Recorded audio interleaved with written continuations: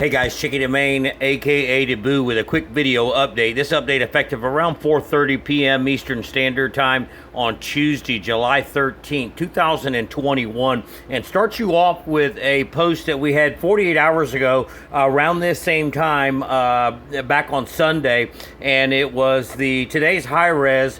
And I tagged it. I wanted to see if you guys can figure out how my mind works. I tagged it with "It's Mr. Cross," and that's Chris Cross, the guy who sings the song "Ride Like the Wind." And so in the post, I said, "In the night, my body's weak. I'm on the run, no time to sleep. I got to ride like the wind to be free again." And I got such a long way to go to make it to the Gulf of Mexico, where I can ride like the wind, right? And so looking at the imagery, if you connect the dots here, this is the northern extension of the tropical wave. And we always talk about fork in the road. If you've heard us talk about that, that's where the northern extension of a westward moving tropical wave can break off the main wave axis, get north of Puerto Rico, and then move its way in towards the Bahamas or the Florida Straits or up off the Florida East Coast, and possibly find a chance for development in a better environment.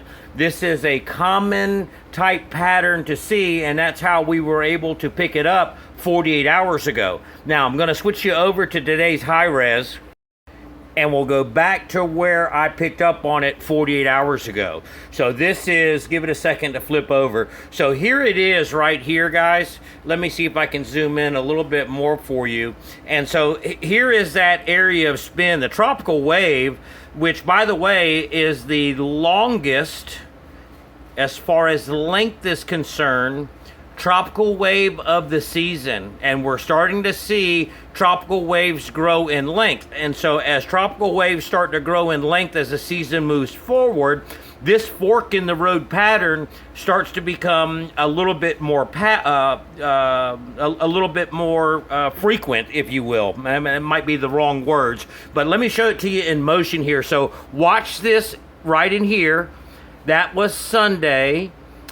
Then Monday, it moves into here in the Dominican Republic, and then watch it go to the Florida Straits now.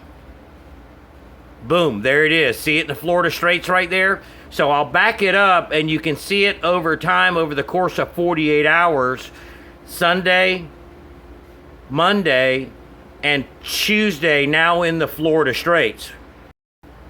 Now, how do we know that that's the northern extension? Because I want you to watch the main wave axis, which the main wave axis is in here into the Eastern Caribbean. Now watch what it does. Monday, and then now Tuesday. Look at that. It made it into the Gulf of Honduras.